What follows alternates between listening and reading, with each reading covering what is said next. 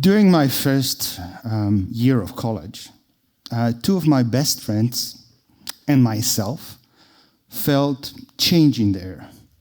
The year was 93, and I was living in Israel. Everybody started talking about software programming. We had no clue what innovation is, but we were enticed by the idea of doing something new. We opened a software company with $2,000 of debt, a loaned computer, and my mother's home address.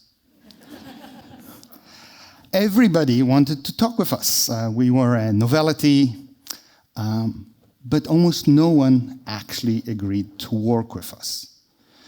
Everybody felt that there is a change, but nobody knew what it was. 7 years later, as a doctoral student, I came back to Israel. The transformation was shocking.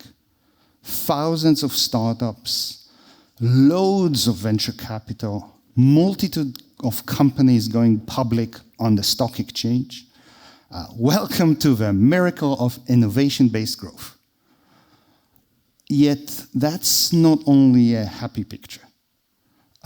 That rapid economic growth helped only a very small part of a population, the geek elite. Israel had become a truly unequal country. Today, as the Monk Chair of Innovation in the University of Toronto, a co-director and fellow of the Canadian Institute for Advanced Research, and in my shame and pains, the Clifford Clark economist for our Federal Department of Finance.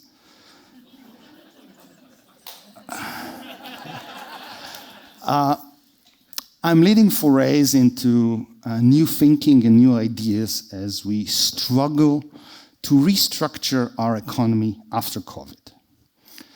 I'm especially interested in figuring out ways in which innovation can help have economic growth for the whole community, not just a small part of it. It is exactly in those critical times that we need to understand what innovation is, what it isn't, and why should we even care. Innovation is the only way to ensure long-term economic and human welfare growth. However, innovation is not just invention. Invention is the act of coming with new ideas. Innovation is the act of taking ideas and making them into new or improved products and services all across the production stages. Making things better, more reliable, cheap enough that every human have an access to them. Today, we actually have more opportunities for innovation-based growth than ever before. Globalization means that we have deconstructed the way we produce both stuff and services into 4 distinct stages. Each one of them happens in a different place in the world. The first stage is novelty. Think Silicon Valley, where new ideas are being transformed into new products and services. The second, focus on innovation and the capacities to design, prototype development, and production. Italy's luxury shoe manufacturing is a very good example. The third stage, focus on innovation that makes things better and more reliable. And the fourth stage is innovation in the production of goods and services themselves. Think Shenzhen, where from constantly changing tens of thousands of components and materials, all of your latest electronics actually get made.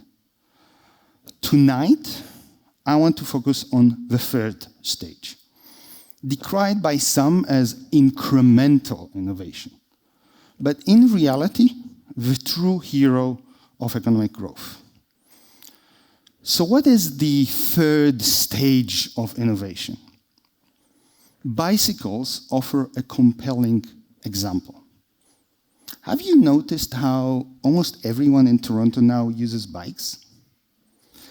And at least as importantly, how light and strong and faster those bikes are? When I was a student, schlepping my bikes up and down the stairs was a real workout. Now, they weigh less than my backpack. So let's examine how we got from those old, heavy, bulky bikes to the one we see zipping through Toronto today. Chances are that your bike frame is made by Giant Manufacturing Company, a Taiwanese company located in Taichung, Taiwan. Over 50 years, Giant had innovated its way to a position of global dominance in the bicycle industry by becoming a third stage innovator. Giant had its first breakthrough when Schwinn, back then the leading US bicycle manufacturer in the 70s, chose it as a supplier. In the 80s, when Schwinn ditched Giant and moved all production to China, Giant embarked on a series of joint projects with Taiwan's premier public research organization, becoming a leader in a new technology, carbon fiber. Giant used carbon fiber in a new way, creating bikes that are both lighter and stronger. Today, in Taichung, there is a whole bicycle production cluster anchored around Giant.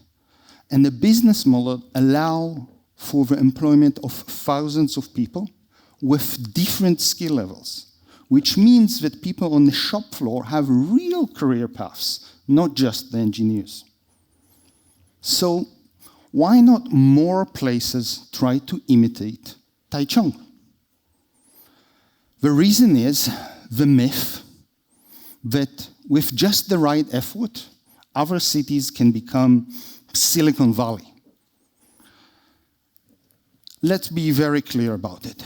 It is almost an impossible task.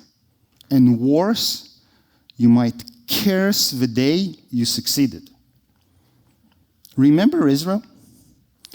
Israel evolved from, in the 60s, having less than 900 R&D workers in its whole industrial sectors, so basically less than few rooms of this size, through a horrific economic and financial crisis in the 70s and 80s, to the creation of a state-led creation of a new high-tech sectors, and rapid economic growth since.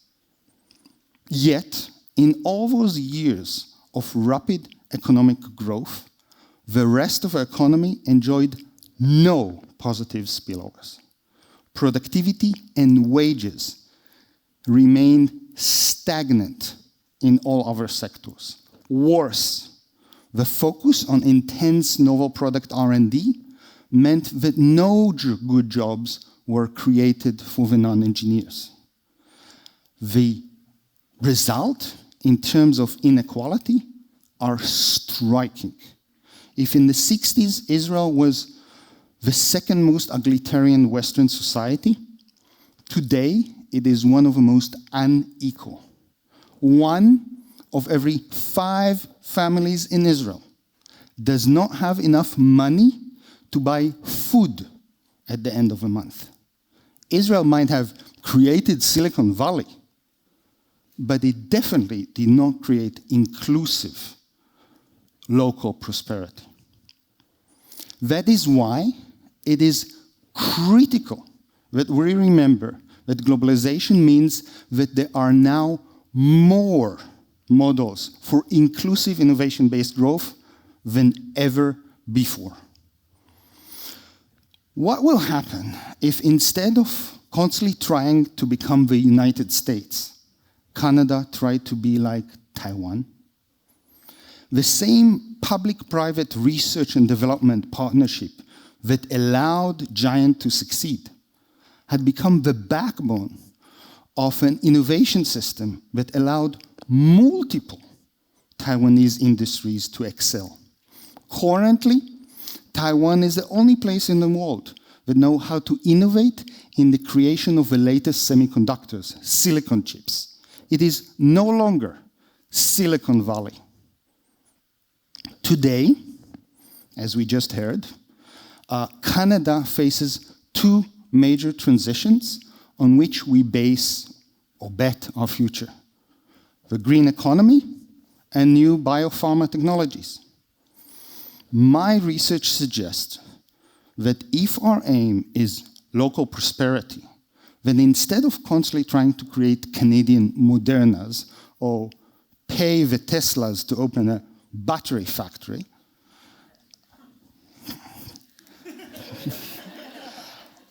we should focus on creating Canadian giants, just like Taiwan did.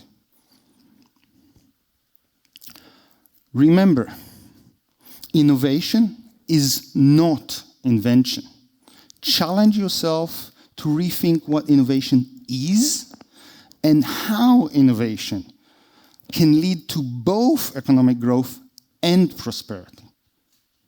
Looking at my own children, thinking about their future, I wonder if we should not better start looking east or west instead of south when we envision a model for our future innovation. Thank you so much.